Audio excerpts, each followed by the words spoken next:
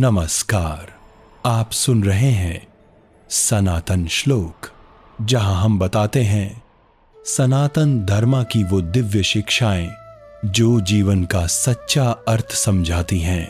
आज का विषय है, श्री कृष्ण ने कहा, रिश्तों के लिए नहीं, धर्म के लिए कर्म करो। कुरुक्षेत्र की रणभूमि में युद्ध की तैयारी थी। एक ओर थे कौरव, दूसरी ओर पांडव। दोनों सेनाएं आमने सामने खड़ी थीं। अर्जुन का मन विचलित हो गया।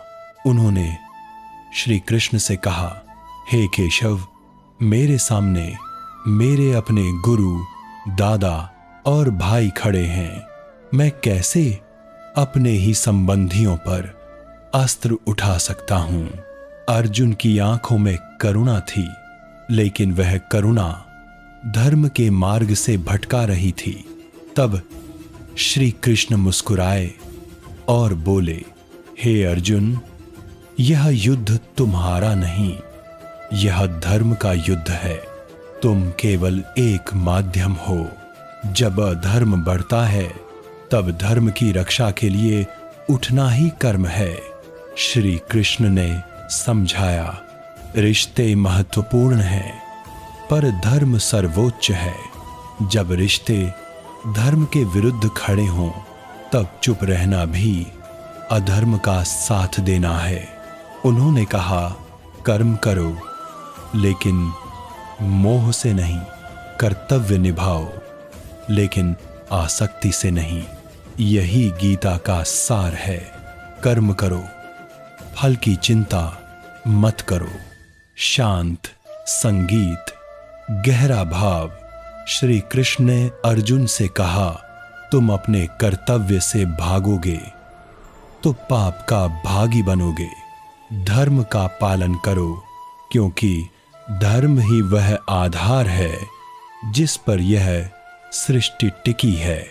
उन्होंने यह भी कहा, जब जब अधर्म बढ़ेगा, मैं धर्म की रक्षा के लिए अवतार लूंगा। अर्जुन ने यह सुनकर समझा, धर्म का अर्थ केवल पूजा पाठ नहीं, बल्कि सत्य, न्याय और कर्तव्य का पालन है।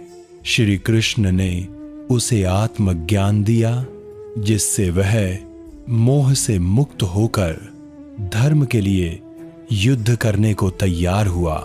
यह उपदेश सिर्फ अर्जुन के लिए नहीं, हम सब के लिए है।